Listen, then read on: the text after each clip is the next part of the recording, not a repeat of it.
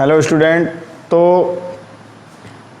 आज हम फिर से वापस हैं एक नई वीडियो के साथ, क्योंकि हमारे 3 लेक्चर तो पहले भी कंप्लीट हो चुके हैं। जो हमारा एक कोर्स चल रहा है उसमें से, तो उसका आज चौथा लेक्चर है और हमने अब तक 9 क्वेश्चन कंप्लीट कर लिए हैं और आज उसका 10वां क्वेश्चन पढ़ेंगे हम, 11वां क्वेश्चन और 3 क्वेश्चन करेंगे, क्योंकि हम करते आ रहे हैं एक वीडियो में 3 क्वेश्चन। अगर क्वेश्चन ज़्यादा छोटे हो जाते हैं तो 5 हो जाते हैं। वैसे 3 क्वेश्चन करवाता हूँ और तीनों आपको पर डे कंप्लीट करने होते हैं, लेकिन वो अब आपके ऊपर रह गया, आप कर रहे हो या नहीं कर रहे हो। तो वीडियो देखो और करते रहो अपने आराम से। तो आज हमारा जो 10वां क्वेश्चन है, तो देखो सबसे पहले क्वेश्चन बोल देता हूँ, उसके बाद आगे देखो। वैद्युत क्षेत्र के फ्लक्स को परिभाषित कीजिए। फ्लक्स को परिभाषित कीजिए। फ्लक्स को परिभाषित कीजिए और इसके विमा मात्रक लिखिए। और इसके विमा मात्रक लिखिए, ठीक है। और इसी में आगे और दिया, देखो एक सवाल और जुड़ दिया है, देखो। एक समान वैद्युत क्षेत्र सदिश ई वेक्टर बराबर 2i cap plus 3j cap minus 4k cap volt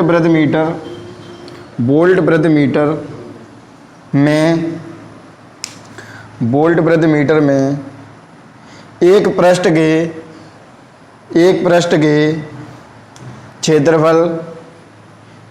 के क्षेत्रफल ए वेक्टर बराबर minus 4k cap metre square से होकर गुजरने वाले वैद्युत फ्लक्स की गणना कीजिए। ठीक है। तो हमें क्या क्या करना है, एक तो हमें वैद्युत फ्लक्स की परिभाषा लिखनी है, उसके विभव मात्रक लिखने हैं, ठीक। और दूसरा हमें एक ये सवाल करना है, मतलब ई वेक्टर और ए वेक्टर दिया है और फाई हमको ज्ञात करनी है। तो सबसे पहले आंसर में हेड डाल लें, वैद्युत फ्लक्स। तो लिखिए वैद्युत फ्लक्स में सबसे पहले देखो, वैद्युत क्षेत्र में किसी काल्पनिक बंद पृष्ठ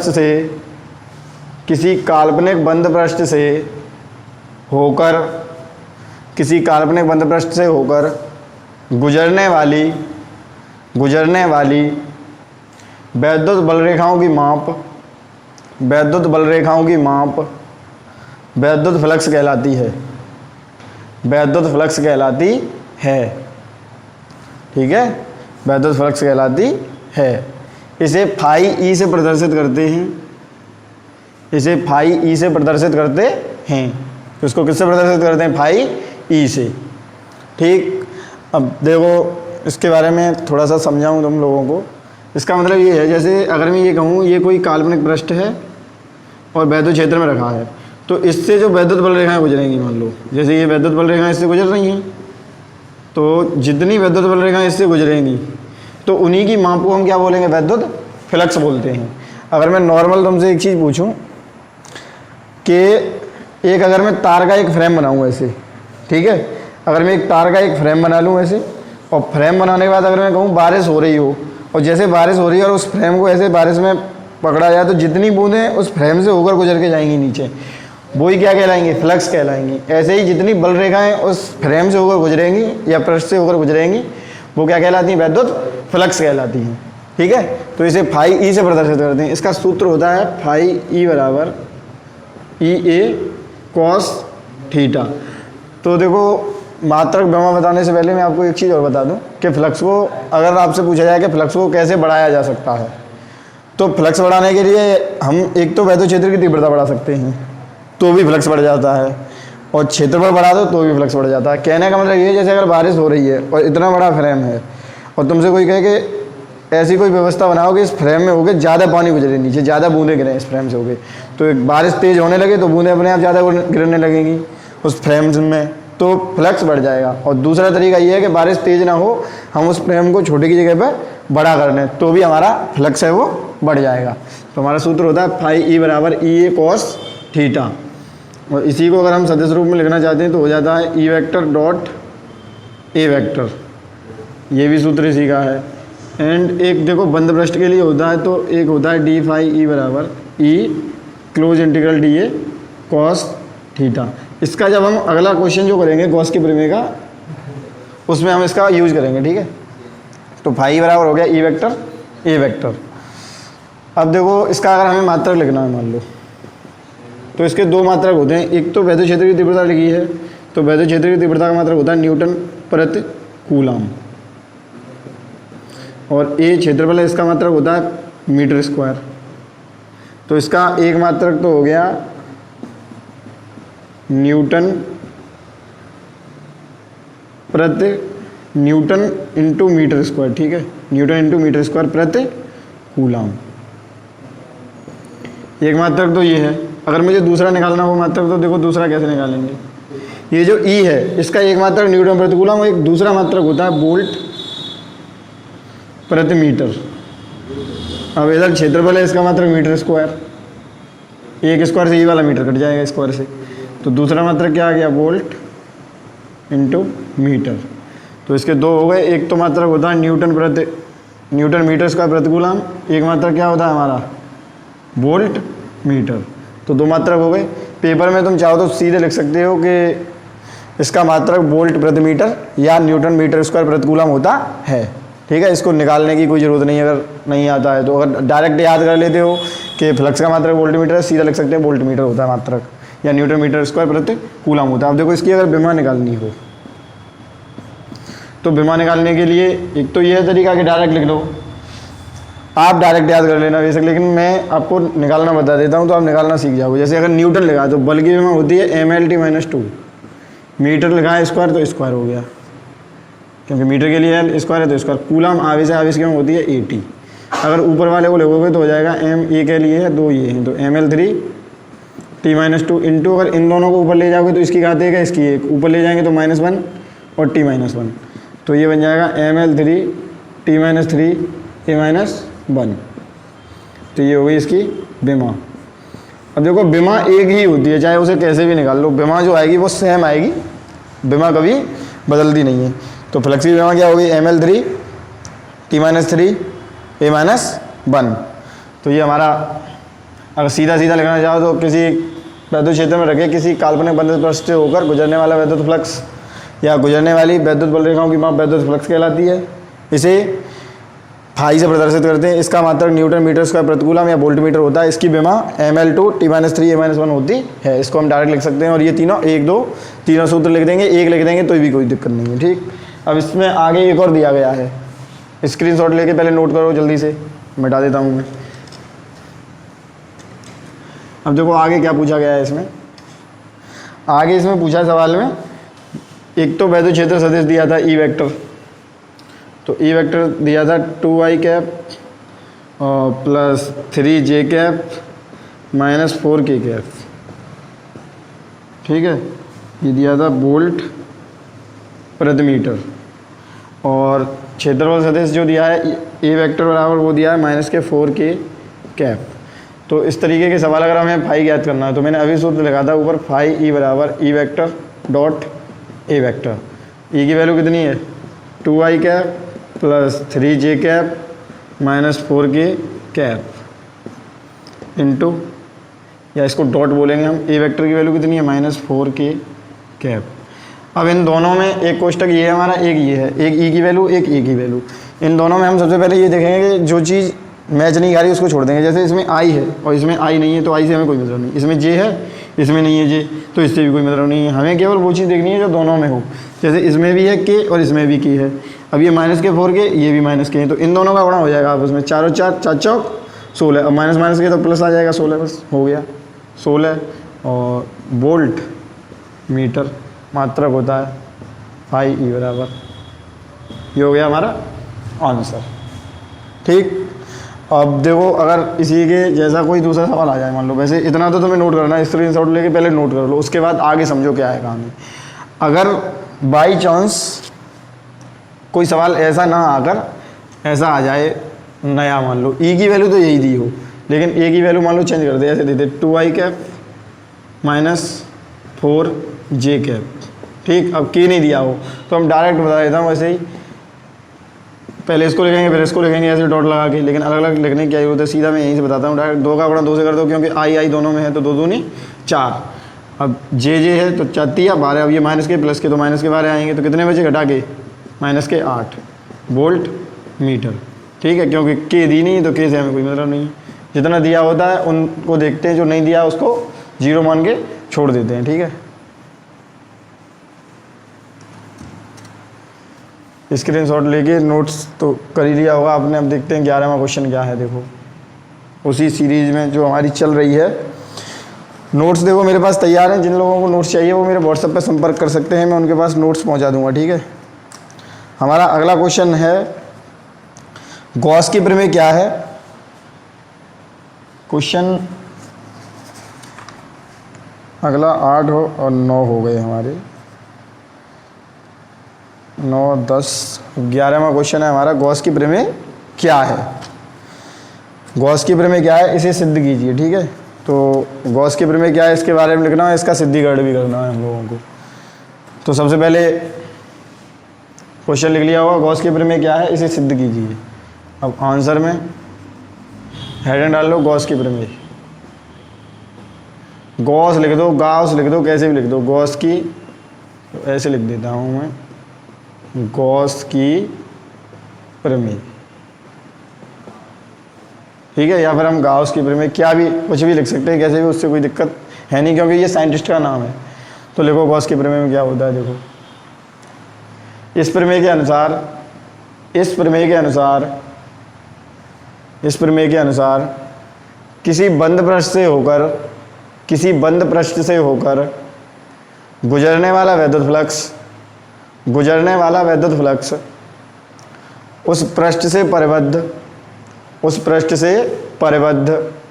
कुल आवेश का 1/ε0 गुना होता है, 1/ε0 गुना होता है। ठीक है, तो इसका मतलब है जैसे ये जो फ्लक्स होता है, अगर मैं ये कहूँ कोई ये पृष्ठ है और आपसे पूछे कि इसमें एक तो क्यू आवेश है, एक और क्यू, मान लो 3 क्यू हैं, और आपसे पूछे कि पृष्ठ से गुजरने वाला फ्लक्स बताओ कितना होगा, तो सबसे पहले हम क्या करेंगे, क्यू 3 क्यू हैं तो लिख देंगे 3Q × 1/ε0। तो ऐसे क्या बन जाएगा, ये 3Q/ε0। ऐसे बहुत से सवाल बन जाते हैं। तो बेसिकली सबसे पहले हम सूत्र लिख लेते हैं अपना, फाई बराबर Q बट्टे क्या होता है, Q × 1/ε0, क्योंकि हमने मान लिया जो पृष्ठ के अंदर आवेश है वो Q है, फिर इसको लिख सकते हैं Q/ε0। तो ये तो हो गया हमारा गॉस की प्रमेय का सूत्र। ठीक है, अब ऐसे अगर मैं नॉर्मल आपसे ये पूछूं कि मान लो ये एक गोला है, इसमें Q आवेश रखा है, केवल समझाने के लिए, उदाहरण नहीं है, ये गोला है इसमें Q आवेश रखा है, तो इससे गुजरने वाला फ्लक्स ज्ञात करो, तो आप बता दो फाई E बराबर Q/ε0। अगर मैं पूछता इसमें 4 Q आवेश है तो यहाँ पे 4 आ जाते। ठीक, लेकिन अगर मैं बाई चांस ऐसे पूछता, देखो Q आवेश है लेकिन ये गोला नहीं है, इतनी आधी रिंग है, तो अब ये आधी होगी तो यहाँ 2 का भाग लग जाता, आधा हो जाता। अगर इसको और काट दें बीच में से तो कितने का लग जाएगा, 4 का। ठीक है, अब अगर बाई चांस क्वेश्चन ऐसे दिया जाए, देखो यहाँ पर रखा है Q आवेश और यहाँ रिंग बन रही है, यहाँ से ऐसे और यहाँ से ऐसे, ये जो कोण है बीच में 10 अंश है। अब बताओ फाई E बराबर कितना आएगा, तो Q/ε0 तो आएगा ही, लेकिन आगे संख्या कितनी आएगी, तो हम पहले तो पूरा गोला बनाएंगे ऐसे, मान लो पूरा गोला हो गया, और यहाँ पे जो कोण होता है वो कितना होता है 360, लेकिन हमें 10 से मतलब है तो 10 का भाग लगा तो कितने आ जाएंगे, 36 भाग बन गए, तो 36। ऐसे बहुत से सवाल बन जाते हैं। अगर मैं यहाँ पे 30 अंश कर दूँ तो 360 में 30 का भाग लगा के यहाँ आ जाएगी संख्या। ठीक, अब अगर बाई चांस मान लो ऐसे सवाल दिया हो कि एक घन है, उसके केंद्र पर Q आवेश रखा है, तो घन से गुजरने वाला फ्लक्स कितना हो गया, Q/ε0। लेकिन अगर पूछे कि घन के किसी एक फ्लक्स से, जैसे टोटल फ्लक्स एक ऊपर एक नीचे, इधर एक आगे एक पीछे, तो 6 फलक होते हैं, तो एक फलक से गुजरेगा तो कितना निकालेंगे, 6 का भाग लगा देंगे, तो एक फलक से कितना आ जाता है, Q/6ε0, और टोटल से निकालते तो कितना होता है, Q/ε0। ठीक है, ये केवल समझने के लिए था, इससे सवाल आएगा संबंधित आगे, वो मैं करवा दूंगा। तो गॉस की प्रमेय ये सूत्र लिख लेना, सबसे पहले नोट कर लेना, और उसके बाद आप लोग हेडिंग डाल लीजिए गॉस प्रमेय की उत्पत्ति।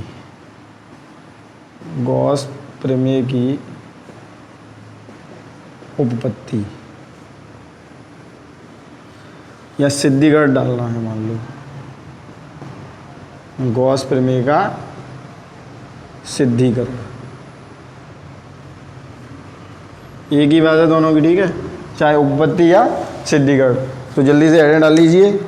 और तो देखो गॉस की प्रमेय का सिद्धिकरण करने के लिए हम क्या करेंगे, सबसे पहले तो हमें चित्र बनाना होगा। तो चित्र मान लो देखो प्लस क्यू आवेश रखा है, ऐसे किसी कोई बिंदु है वो यहाँ पर रखा है प्लस क्यू आवेश, ठीक है। इससे आर दूरी पर कोई बिंदु है मान लो पी, ठीक। तो प्लस क्यू से वैद्युत क्षेत्र की तीव्रता हो जाएगी बाहर की ओर। अब एक हम गॉसियन पृष्ठ खींचते हैं कोई, सबसे पहले हम क्या करते हैं, एक गॉसियन पृष्ठ खींचते हैं। तो देखो गॉसियन पृष्ठ बना लेते हैं हम, कैसा भी बना लो कोई दिक्कत नहीं है, आलू सा बन गया यार ये तो, चलो कोई नहीं, सही है, कैसे ही बना सकते हैं हम, ठीक है। ये हमारा गॉसियन पृष्ठ, और ये वाला जो इतना मैंने खींचा है ये हमारा अतिसूक्ष्म क्षेत्रफल है। और ये देखो कभी जो हमारा क्षेत्रफल अवयव होता है ना, तो क्षेत्रफल अवयव के लिए जो दिशा होती है क्षेत्रफल की, क्षेत्रफल सदिश की, वो अवयव के लंबवत होती है ऐसे। अब चाहे इसे कैसे भी घुमा लो वैसे ही घूमती रहेगी। अब यहाँ पे जो अवयव है वो ऐसे है हमारा, तो क्षेत्रफल सदिश की दिशा ऐसे हो जाएगी, ठीक है। तो यहाँ से जो क्षेत्रफल सदिश निकलेगा वो ये हो गया हमारा डी ए वेक्टर, ओके। यहाँ पे कोण हो गया थीटा। सबसे पहले आपको ये चीज़ याद रखनी है, क्योंकि यहाँ से आगे की जब मैं वीडियो बनाऊँगा उसमें भी दोनों क्लास में ये चीज़ आएगी कि हमको इसकी ज़रूरत पड़ेगी क्षेत्रफल सदिश की, और एक आध जगह नहीं पड़ेगी, हमको कम से कम 2-4 जगह पे ये चीज़ यूज करनी है कि क्षेत्रफल सदिश कैसे यूज होता है, ठीक है, कैसे कैसे क्या होता है, दिशा कैसे निकालेंगे। तो ये हमारा डी हो गया, ये कोण थीटा। इसको अगर मैं इससे मिला दूँ और इसको मिला दूँ इससे, यहाँ पे जो कोण बन रहा है वो है हमारा डी ओमेगा। क्या है, डी ओमेगा, इसको बोलते हैं घन कोण, ठीक है। तो इतना चित्र, सबसे पहले आप लोग चित्र बनाओ स्क्रीनशॉट लेके और लिखना शुरू करो। तो लिखो, देखो माना प्लस क्यू आवेश बिंदु ओ पर रखा है, बिंदु ओ पर रखा है, जिससे आर दूरी पर ये वाली आर, जिससे आर दूरी पर स्थित बिंदु पी है ये, ठीक, जिससे आर दूरी पर स्थित बिंदु पी पर उत्पन्न वैद्युत क्षेत्र की तीव्रता, तो देखो वैद्युत क्षेत्र की तीव्रता का सूत्र होता है Q/R²। ये हो गया हमारा समीकरण 1, ठीक है। तो सबसे पहले लिखिए इसको जल्दी से, समीकरण 1। अब लिखो, देखो आगे देखो, एक गॉसियन पृष्ठ की कल्पना करते हैं, जो बिंदु P से होकर जाता है। ये जो हमने खींचा है ना, ये क्या है हमारा गॉसियन पृष्ठ है, ये गॉसियन पृष्ठ, ठीक है। तो एक गॉसियन पृष्ठ की कल्पना करते हैं जो बिंदु P से होकर जाता है। बिंदु P के प्रत्यय अतिसूक्ष्म क्षेत्रफल, इसकी बात चलिए, ठीक। बिंदु P के प्रत्यय अतिसूक्ष्म क्षेत्रफल DA लेते हैं। ये जो हमारा इतना है इसको हम DA बोलेंगे, क्योंकि ये कम है, ज़्यादा होता तो क्षेत्रफल अतिसूक्ष्म है तो उसको DA बोलते हैं, पूरा होता तो A। अतिसूक्ष्म क्षेत्रफल DA लेते हैं, ठीक है। अब इसके बाद लिखेंगे, लिखो आगे, बिंदु P पर E वेक्टर तथा DA वेक्टर के मध्य का कोण थीटा है, तब DA से होकर गुजरने वाला वैद्युत फ्लक्स। तो देखो गुजरने वाला अगर हम वैद्युत फ्लक्स निकालेंगे, तो मैंने अभी जो ऊपर 3 डेरिवेशन लिखवाए थे, पिछले में जो 3 सूत्र लिखवाए थे, सॉरी, तो उन्हीं में से एक सूत्र लिया जाता है इसमें, डी फाई ई बराबर E close integral DA cos theta, ठीक है। अब यहाँ लिख देंगे हम समीकरण 1 से, तो समीकरण 1 से E की जो वैल्यू है वो ये वाली रख देंगे हम, तो बन जाएगा डी फाई ई बराबर 1/4πε0 Q/R² close integral DA cos theta. अब देखो इसको बाद में कैसे लिखेंगे, इसको लिख देंगे डी फाई ई बराबर, ये जो क्यू है इसको यहाँ कर लो, क्यू बट्टे 4 पाई एप्सिलॉन नॉट, ये जो आर है इसको इसके बट्टे में कर दो, तो D A cos theta upon R square. ठीक, अब देखो क्या होता है, ये जो हमारा लिखा है D A cos theta upon R square, तो D A cos theta upon R square बराबर होता है डी ओमेगा। क्या होता है, डी ओमेगा। तो ये जो है हमारा इसकी जगह पे क्या आ जाएगा, हमारा डी ओमेगा आ जाएगा। तो फिर हम इसको लिख लेंगे डी फाई ई बराबर E close integral D omega. ठीक, अगर हम चाहें तो पूरा इस क्लोज इंटीग्रल बराबर डी ओमेगा लिख सकते हैं, जैसे देखो ऐसे लिख सकते हैं अगर हम चाहें तो, क्लोज इंटीग्रल बराबर close integral D A cos theta, मतलब इतने की पूरे की जगह पे क्या आ जाएगा, डी ओमेगा। तो हम ऐसे भी लिख सकते हैं इसको डी ओमेगा। फिर हमको यहाँ पे लिखना होगा संपूर्ण गॉसियन पृष्ठ से, संपूर्ण गॉसियन पृष्ठ से होकर गुजरने वाला वैद्युत फ्लक्स। अब देखो अगर हम ऐसे गोले बनाएं तो इस पर एक इधर बन जाएगा, इधर इधर यहाँ यहाँ, इस पर पूरे पे ऐसे गोले बन जाएंगे। तो हम ऐसे तो नहीं गिन पाएंगे, तो हम ऐसी कंडीशन अगर कहीं बहुत से बन रहे हैं तो हम समाकलन करके उनको जोड़ते हैं। तो संपूर्ण के लिए हम क्या करेंगे, इसका समाकलन कर देंगे, तो डी फाई ई बराबर ई इंटीग्रेशन डी ओमेगा, इसको समाकलन बोलते हैं या फिर इंटीग्रेशन, ये और ये दोनों। ठीक है, तो अगर ऐसी ही कहीं संख्या लिखी जाती है, जैसे अगर तुमसे कोई पूछे डी एक्स लिखा है तो इसका मतलब हो जाता है एक्स, कहीं लिखा हो डी पी इसका मतलब हो जाएगा पी, कहीं लिखा है डी वाई तो इसका मतलब हो जाएगा वाई। ऐसे ही अगर डी फाई ई लिखा है तो इसका मतलब हो जाएगा फाई ई ई, और ये डी ओमेगा लिखा है इसका मतलब हो गया ओमेगा। और अब ये जो ओमेगा होता है वो ओमेगा बराबर होता है हमारा, सॉरी ये तो यहाँ से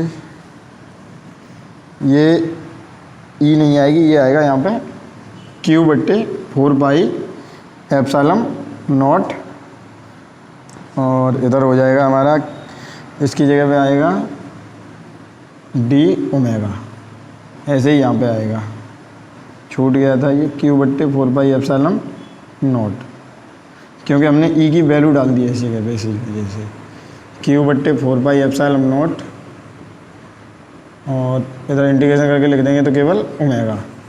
अब देखो ओमेगा बराबर होता है केवल 4 पाई, ओमेगा बराबर कितना होता है 4 पाई, तो यहाँ पर रख दो फाई ई बराबर बन जाएगा क्यू बट्टे 4 पाई एप्सिलॉन नॉट, ओमेगा की जगह पर रखेंगे 4 पाई, तो 4 पाई से 4 पाई ख़त्म।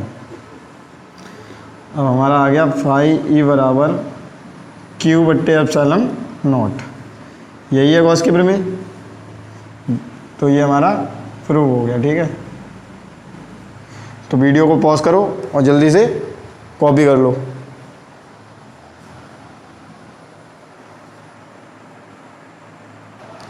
तो देखिए इसके बाद अगला क्वेश्चन हम करते हैं अपना, तो पहले इसको रफ कर देता हूँ, उसके बाद अगला क्वेश्चन लगेंगे।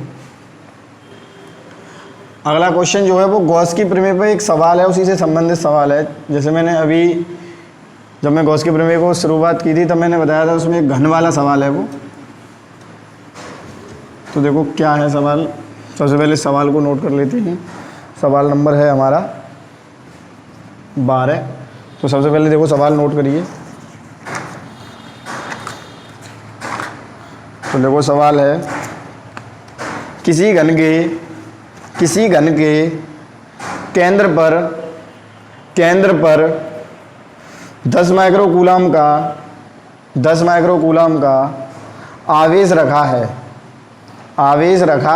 है। घन के पृष्ठ से कुल कितना वैद्युत फ्लक्स गुजरेगा। अब देखो इसी में आगे लिखिए, घन के किसी एक फलक से गुजरने वाले फ्लक्स की भी गणना करो। तो देखो इसमें पूछा क्या है, बेसिकली एक घन है, मान लो इसमें तो डायरेक्ट दिया गया है। कभी कभी क्वेश्चन ऐसे दिया जाता है कि एक 10 सेंटीमीटर भुजा का घन है, तो भुजा से हमें कोई मतलब नहीं होता है गॉस के प्रमेय में, ठीक है। तो ये घन है, मान लो ये घन है हमारा, इसके अंदर कितना आवेश रखा है 10 माइक्रो कूलम, तो डायरेक्ट हमें Q बराबर कितना दिया गया 10 माइक्रो कूलम या 10 गुणा 10 के पावर माइनस के 6 कूलम, ठीक है। अब हमसे पूछा घन से गुजरने वाले फ्लक्स की गणना करो, तो गॉस के प्रमेय लगा देंगे। यहाँ लिख देंगे घन से गुजरने वाला फ्लक्स, पहले संपूर्ण से निकाल रहे हैं ना, संपूर्ण घन के लिए तो लिखेंगे संपूर्ण घन के लिए फाई ई बराबर Q बट्टे एप्सिलॉन नॉट। तो देखो Q की वैल्यू ये रख दो 10 गुणा 10 के पावर माइनस के 6। अब ये जो एप्सिलॉन नॉट लगाया है ना, इसकी वैल्यू होती है 8.85 गुणा 10 के पावर माइनस के 12 coulomb square Newton, coulomb square प्रति न्यूटन मीटर स्क्वायर, ठीक है। तो इसकी वैल्यू ये हुई 8.85 गुणा 10 के पावर माइनस के 12। अब देखो इसको तो ऊपर ले जाएंगे हम, और 10 में जब हम 8.85 का भाग करेंगे तो या तो आप यहाँ से दशमलव हटा दो, 2 जीरो बढ़ा लो ऊपर, तो 1000 में 8.85 का भाग कर दो। देखो जैसे इसको 10 को आगे लिख देता हूँ थोड़ा, यहाँ से अगर दशमलव हटाओगे तो 2 जीरो बढ़ जाएंगे, तो ऊपर संख्या हो जाएगी 1000 बट्टे 885, 10 की पावर माइनस 6, 10 की पावर 12। तो कुल अब इससे अगर इसको काटोगे तो आ जाएगा 1.13 गुणा 10 की पावर 6, ठीक। फाई ई बराबर ये आ गया हमारा फ्लक्स है, तो फ्लक्स का मात्रक वोल्ट मीटर। तो ये जो आया है वो आया संपूर्ण घन से गुजरने वाला वैद्युत फ्लक्स, संपूर्ण घन से, ठीक है। एक आंसर तो हमारा ये हो गया। वीडियो को पॉज करो, जल्दी से उतार लो इसको। लेकिन इसमें संपूर्ण घन के अलावा ये भी पूछा है कि घन के एक फलक से कितना गुजरेगा, तो यहाँ लिख देंगे घन के एक फलक से गुजरने वाला वैद्युत फ्लक्स, ठीक। अब देखो सुनो, टोटल घन होते हैं, टोटल जो घन होता है हमारा उसमें होती हैं 6 भुजाएं, 6 फलक होते हैं, सॉरी 12 भुजाएं होती हैं। तो 6 फलक जो होते हैं, तो टोटल घन से यानी 6 फलकों से इतना फ्लक्स गुजर रहा है। अगर मैं आपसे ये कहूँ कि 6 फलक हैं और उनसे 12 गुजरता, तो हर फलक से कितना कितना गुजरता, मतलब प्रत्येक फलक से अलग अलग, तो आप क्या करते 12 को 6 जगह बांट लेते, तो कितना आ जाता 2 2। लेकिन संख्या हमारी ऐसी दी हुई है, तो अगर घन की प्रत्येक भुजा से निकालेंगे तो फाई ई बराबर घन के लिए Q बट्टे कितना हो जाता है 6 एप्सिलॉन नॉट, मतलब प्रत्येक फलक से निकालेंगे तो भुजा नहीं फलक, तो Q बट्टे 6 एप्सिलॉन नॉट हो जाएगा, क्योंकि 6 फलक होते हैं। वैल्यू रख दो बस, Q का मान 10 गुणा 10 की पावर माइनस के, वैसे तो डायरेक्ट इसमें 6 का भाग कर देते हैं हम, तो भी आंसर वही आएगा, पूरा कर देते हैं लेकिन सॉल्व। तो Q का मान 10 गुणा 10 की पावर माइनस के 6 गुणा एप्सिलॉन नॉट का मान 8.85 इंटू 10 टू द पावर कितनी होती है -12, ठीक है। ऊपर है संख्या हमारी 10 बट्टे इन दोनों का गुणा कर लो पहले, तो 56 30, वहाँ चला गया 3 हमारा, 6 अट्ठे 48, 48 और 3 कितने होते हैं 51, और कितना आ गया 5, और 6 अट्ठे 48 और 5 53, दशमलव कितने अंक बाद है 1 2, तो 2 अंक बाद यहाँ आ जाएगा दशमलव, ठीक है।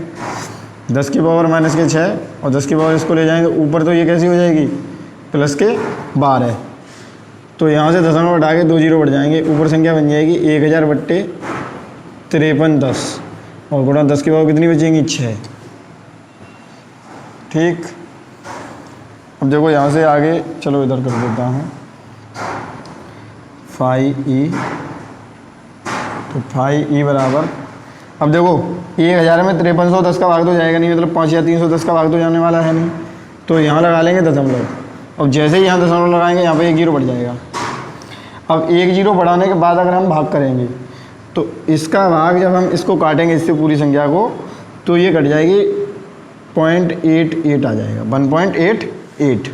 इसका भाग लगा के आप लोग देख सकते हो, सीधे सीधे दशमलव लगा के 1 जीरो बढ़ा लेंगे, फिर 10,000 में 5310 का भाग देंगे तो 1.88 आ जाएगा, मतलब पॉइंट तो वो पहले से ही लगा ही दिया है, तो 188 आ जाएगा। 10 की पावर कितनी है 6 है, दशमलव को जब 1 अंक पीछे ले जाएंगे तो 1 घात माइनस हो जाएगी।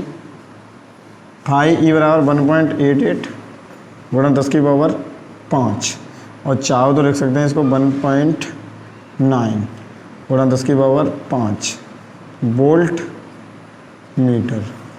दूसरे का आंसर हमारा ये आ गया। ठीक है, तो स्क्रीनशॉट लेके इसको कॉपी कर लेना अपना। और 3 क्वेश्चन हमारे हो चुके हैं।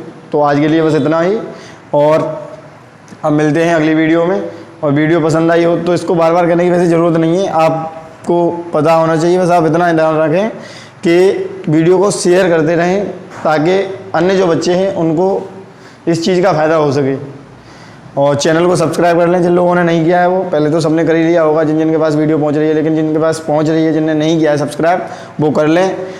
और जल्दी से जल्दी चैनल पर बस 1000 सब्सक्राइबर कर दें। उसके बाद पढ़ाने का तरीका थोड़ा सा चेंज हो जाएगा, क्योंकि बोर्ड भी बड़ा हो जाएगा फिर। क्योंकि व्यक्ति को कोई काम करने में तब तक अच्छा नहीं लगता है जब तक उसका जो वो सोचे वो काम कंप्लीट ना हो। तो पहले जल्दी से जल्दी आप वीडियो को इतना शेयर करें कि 1000 सब्सक्राइबर हो जाए चैनल पर। उसके बाद और अच्छा रहेगा, सब कुछ बेटर हो जाएगा। तो आज के लिए इतना ही बस, और आगे कुछ कहना नहीं चाहता हूँ मैं। बस आप चैनल को सब्सक्राइब कर लेना। धन्यवाद।